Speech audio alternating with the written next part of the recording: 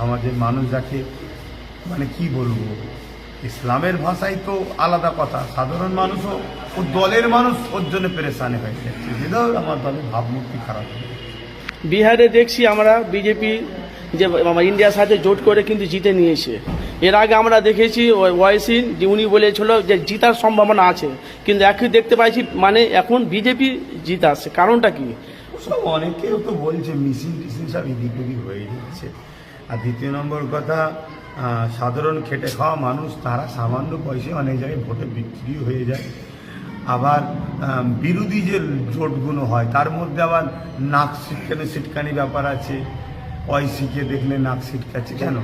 মহাজোটের উচিত ছিল তো ওয়াইসিকে লিয়া না, ওয়াইসি হচ্ছে কি যেন বলেছে একটা কট্টরপন্থী নাকি। জি জি, ওয়াইসি মুসলমান যদি কট্টরপন্থী হয় তো মুসলমানের ভোটের আশা করছিস কেন? তারপরে সবচেয়ে বড় কথা এই পিকে তো পুরো বিজেপিকে একদম পুরো বলতে দিল, বিজেপি বিরাট উপকার করে দিল।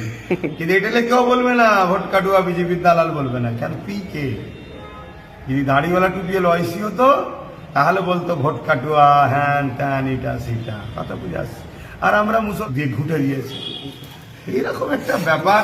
আর শেষ কথা হচ্ছে, যতদিন না ব্যালটে ভোট বন্ধ, কি বলে ইভিএম এ ভোট বন্ধ হচ্ছে, ততদিন সব বলা যায় না। কেন আমি ভোট দিচ্ছি, আমার বিছখাটা মেশিন আছে।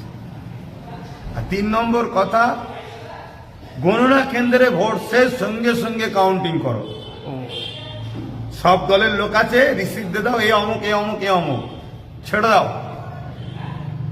রিসিভ চিরকুটলে চলে যাক, পরে মিলিয়ে ক্লিয়ার করে নেওয়া হবে। ওই যে রুমে রেখে দেওয়া হলো, রাত্রিরে কার লোক পাহারা দিচ্ছে ভাব, হ্যাঁ কোথায় কি হচ্ছে সব তো এত ইভিএম টিভিএম লরি টরি সব দেখা যায়, কথা বুঝে আসছে না।